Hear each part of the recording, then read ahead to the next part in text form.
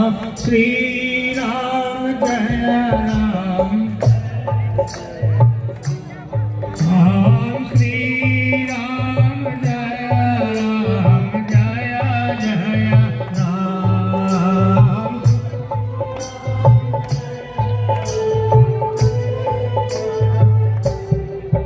राम श्री राम जय राम, जय जय राम। श्री राम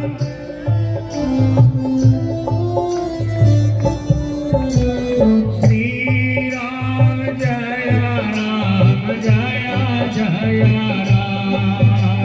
श्री राम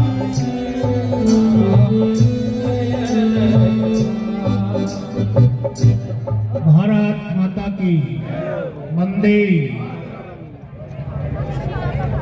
विराट हिंदू सम्मेलन श्री संकट मोचन उत्थान समिति रामलीला बस्ती बुद्ध विहार फेस 1 दिल्ली में हमारे संरक्षक पूज्य श्री भावीराज शर्मा जी, शंभू शर्मा जी, विजय कक्कड़ जी, महेश जी, श्रीमती यशपाल जी, अनिल शर्मा जी। बोलते भी नहीं आप तो जैसा कि आप यहाँ पर बैठ करके विराट हिंदू सम्मेलन में उपस्थित हैं, बच्चे मेरा वो मैंने परमात्मा ने हमको बनाया, जिसके हजारों हाथ, हजारों सिर, हजारों पैर, हजारों नेत्र।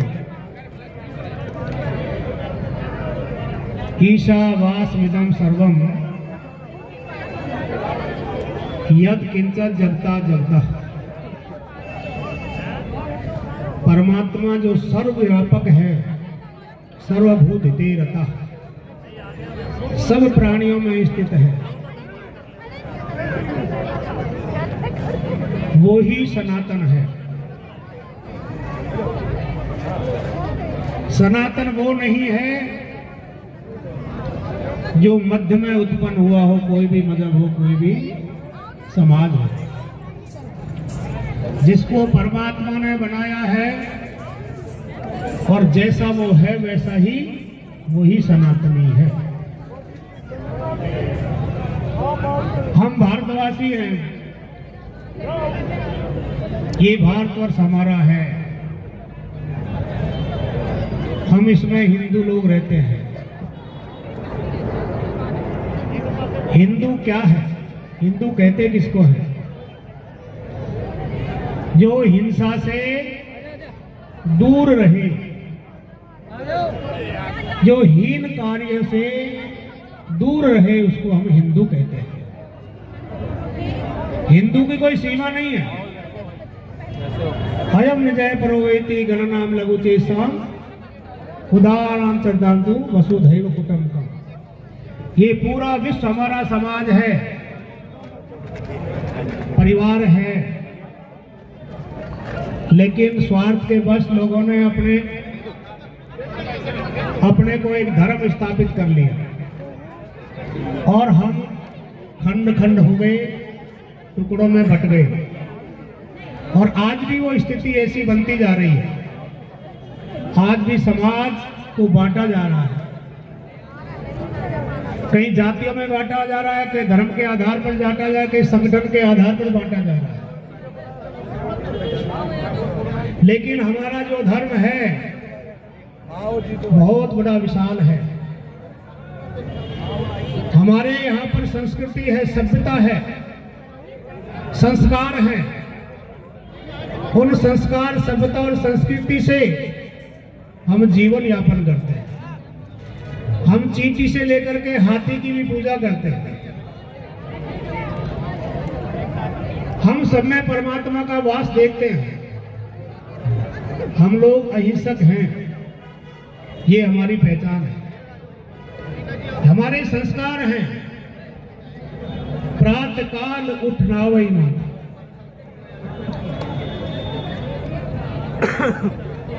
प्रातः उठ करके माता पिता गुरु को प्रणाम करते हैं,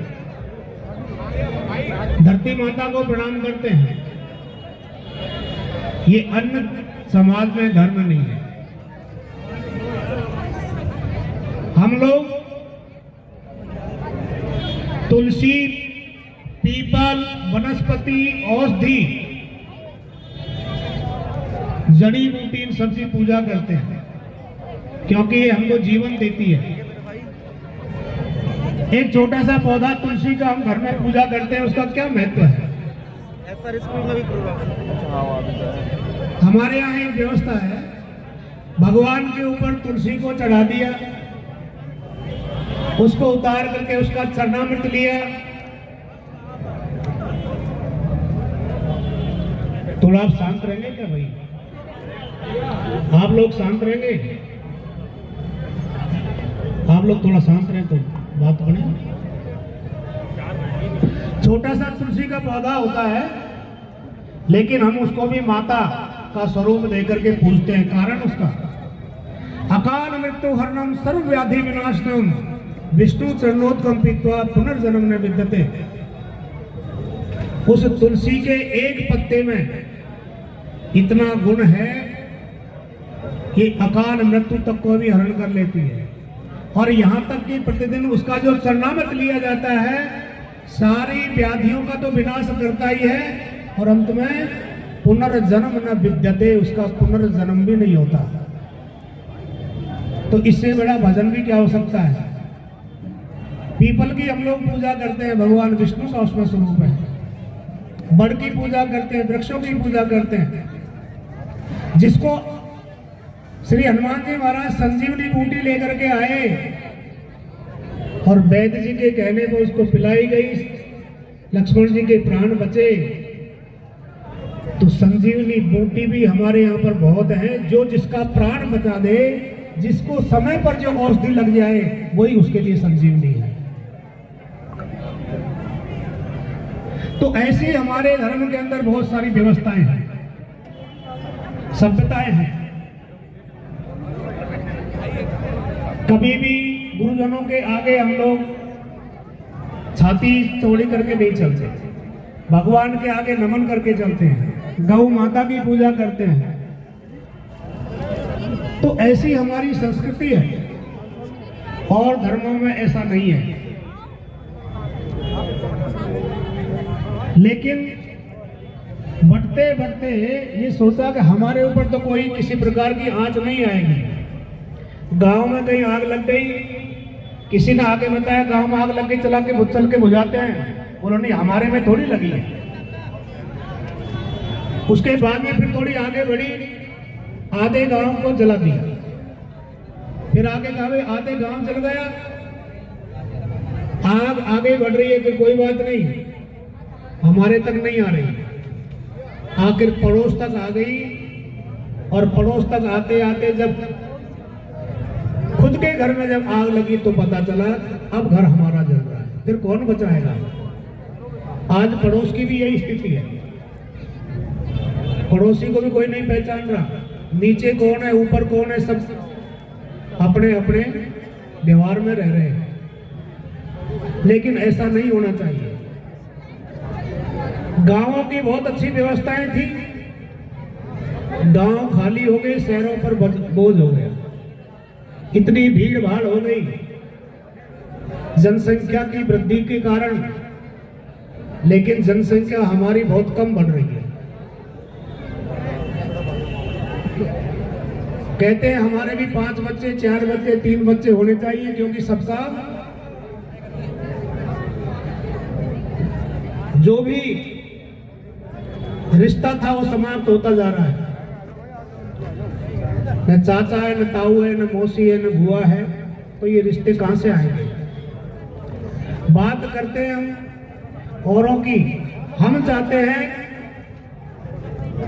जनसंख्या का एक ही कानून होना चाहिए। सबकी जो है जनसंख्या का एक ही कानून हो देश में, और सारे रिश्ते बराबर रहे। आज बच्चा बच्ची शादी करते हैं, कोई 30 साल का, 35 साल का, 40 साल का, अनुकूल अगर रिश्ता नहीं मिलता तो वो हाथ जोड़ लेते, रिश्ता नहीं करना, कैरियर बनाने के चक्कर में। उसके पश्चात शादी की सोचते हैं, शादी हो भी गई, बच्चा नहीं होता, किसी प्रकार से हो भी गया, पेट में पल गया तो पेट कट के ही होता है। उसके बाद में दूसरे तीसरे की उसकी क्षमता नहीं रहती। तो ये स्थिति हमारी हो गई है। पहले शादी समय पे करते थे, हमारे चाहे माँ बाप कम पढ़े लिखे थे, लेकिन संस्कृति उनके अंदर कूट को संस्कार भरे हुए थे। माँ सुबह उठ करके चाकी से आटा पीसती थी। घर में 8-10 लोग रहते थे, 8-10 सुबह से शाम तक उनके व्यवहार के कारण आना जाना होता था। सबको चाकी से पीस करके खिलाया जाता। पानी लेने के लिए बाहर जाते, घर का काम करती, खेतकार का, जमींदारी का, पशुओं का, और पूरी जीवन बीत करके 100 वर्ष आयु होती थी। आज वो अनुपात कम हो गया। 25 वर्ष तक हमारे यहाँ पर पढ़ाई लिखाई यानी ब्रह्मचर्य आश्रम, उसके बाद में गृहस्थ आश्रम, उसके बाद वानप्रस्थ और संन्यास आश्रम, ये 4 अवस्थाएं हमारी बताई गई है। लेकिन आज आयु कम होती चली गई। 25 वर्ष में शादी हो जानी चाहिए, चलो कोई बात नहीं, लेकिन आज 18 वर्ष में तो होनी चाहिए। तो कम से कम दादा बनने का तो सौभाग्य मिल जाएगा, नहीं तो दादा भी नहीं बन पाएंगे। ये स्थितियां बनती चली जा रही है। तो सरकार से हमारी मांग है कि जो कानून जनसंख्या नियंत्रण का होना चाहिए, समान आचार संहिता सबके साथ लागू हो, विवाह की जो सीमा है उसी में शादी हो, हमारे सनातन के जो स्तंभ हैं, विप्रधेन सुरसंपिता लीन मनुज अवतार निज इच्छा निमित्त तनु श्री माया गुण गोपाल। भगवान ने भी अवतार लिए सनातन के लिए 4 स्तंभ, विप्र यानी ब्राह्मण, गौ माता धेनु, सूर्य यानी देवी और देवता जो हमारे प्रतिष्ठित आश्रम है, मंदिर है, और संत, उनकी सुरक्षा होनी चाहिए।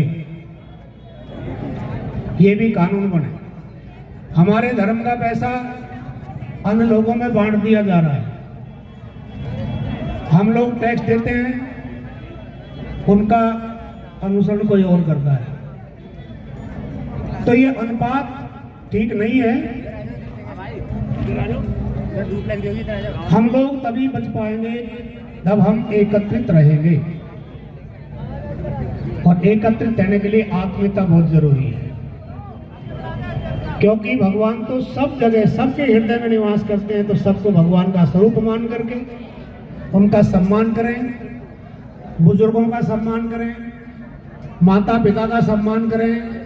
आज माता पिता का श्राप हम लोगों को मिल रहा है बच्चों को। माता पिता ने पूरा जीवन पढ़ा लिखा करके उनको योग्य बना दिया, बच्चा विदेश तक चला गया, माता पिता यहाँ पर सूख करके कीड़े पड़ करके मर रहे। कई जगह हमने पढ़ा भी है, वीडियो भी देखे हैं। तो ये भारत हमारा वो नहीं है।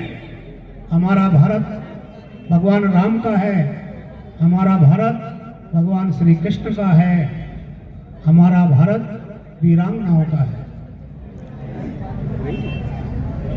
बच्चों को जो हम संस्कार देते हैं, तो संस्कार ही हमारे काम आएंगे। अगर हमने पाश्चात्य शिक्षा को ग्रहण करके उनका अनुसरण किया तो फिर यही हमारी दुर्दशा होगी, इसमें भी कोई संशय नहीं है।